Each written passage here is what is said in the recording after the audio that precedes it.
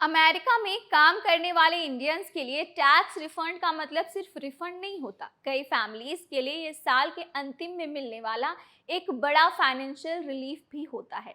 लेकिन अब US government ने रिफंडेबल टैक्स क्रेडिट्स को लेकर एलिजिबिलिटी पर सख्ती का कदम उठाया है। और यहाँ सबसे ज़रूरी बात यह है कि हेडलाइन में इलीगल माइग्रेंट्स लिखकर देखकर H1B वर्कर को पैनिक करने की ज़रूरत नहीं है।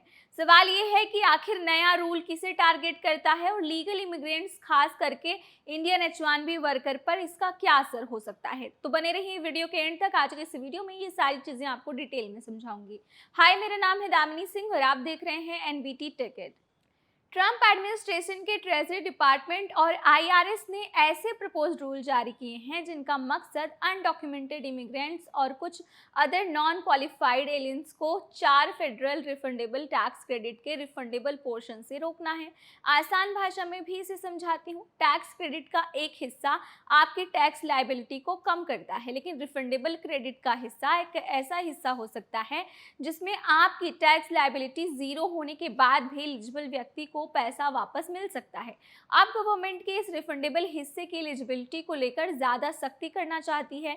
जिन क्रेडिट पर ये डेवलपमेंट फोकस कर रही है उनमें अर्न्ड इनकम टैक्स क्रेडिट यानी EITC, additional child tax credit, American opportunity tax credit और प्रीमियम टैक्स क्रेडिट जैसे प्रोग्राम भी शामिल हैं। डिपार्टमेंट ऑफ जस्टिस ने ये पहले भी कहा था कि refundable portions of certain tax credit federal public benefits की कैटेगरी में आते हैं और नॉन क्वालिफाइड एलियंस के लिए उपलब्ध नहीं होने चाहिए।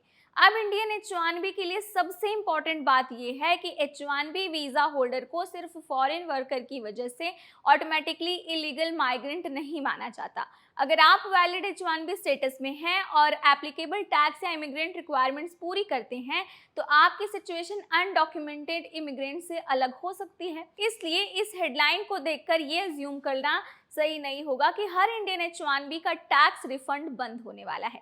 लेकिन लीगल स्टेटस और क्वालिफाइड एलियन की डेफिनेशन ये दोनों ही अलग अलग फेडरल प्रोग्राम में अलग अलग तरीके से काम करती हैं। इसलिए अगर आप H1B, H4 या किसी दूसरे इमिग्रेशन स्टेटस में हैं और इन टैक्स क्रेडिट का क्लेम करते हैं तो अपनी एलिजिबिलिटी को सिर्फ सोशल मीडिया पोस्ट देखकर डिसाइड ना करें। खास तौर पर टैक्स फाइलिंग के टाइम पर यह देखना काफ़ी ज़रूरी है कि आप किस क्रेडिट के लिए क्वालिफाई करते हैं और उस क्रेडिट की इमिग्रेशन स्टेटस रिक्वायरमेंट्स क्या हैं। इस क्रैकडाउन का एक बड़ा एंगल इन्फोर्समेंट भी है। एडमिनिस्ट्रेशन का कहना है कि टैक्स पेयर फंडेड बेनिफिट्स उन लोगों तक नहीं जाने चाहिए जो फेडरल लॉ के तहत एलिजिबल नहीं हैं। रिपोर्ट्स के मुताबिक गवर्नमेंट का अनुमान है कि इससे करीब 1 मिलियन लोग प्रभावित हो सकते हैं और टैक्स पेयर के लिए लगभग $3 बिलियन की सेविंग्स हो सकती है। हालांकि प्रपोज्ड रूल्स की फाइनल फॉर्म और इम्प्लीमेंटेशन डिटेल्स पर आगे बदलाव भी संभव है। तो आज की इस वीडियो से इंडियन इमिग्रेंट के लिए टेकअवे बहुत सिंपल है। अगर आप लीगली यूएस में काम कर रहे हैं तो रिफंड बंद हो गया है जैसी हेडलाइन देखकर पैनिक करने की जरूरत नहीं है। पहले अपना इमिग्रेशन स्टेटस, टैक्स रेजिडेंसी और जिस पर्टिकुलर टैक्स क्रेडिट का आप क्लेम कर रहे हैं उसकी एलिजिबिलिटी को जरूर चेक करें। तो अगर आज की वीडियो आपको काम की लगी हो, इन्फॉर्मेटिव लगी हो तो वीडियो को लाइक करें। चैनल पे नए हैं तो चैनल को सब्सक्राइब करें। साथ ही साथ अगर आपका कोई ऐसा दोस्त है जो अमेरिका में रहता है और जिसे इस इन्फॉर्मेशन की ज़रूरत हो तो उनके साथ ही वीडियो ज़रूर शेयर करें। क्या पता आपका एक ये वीडियो उनके काम का हो सकता है।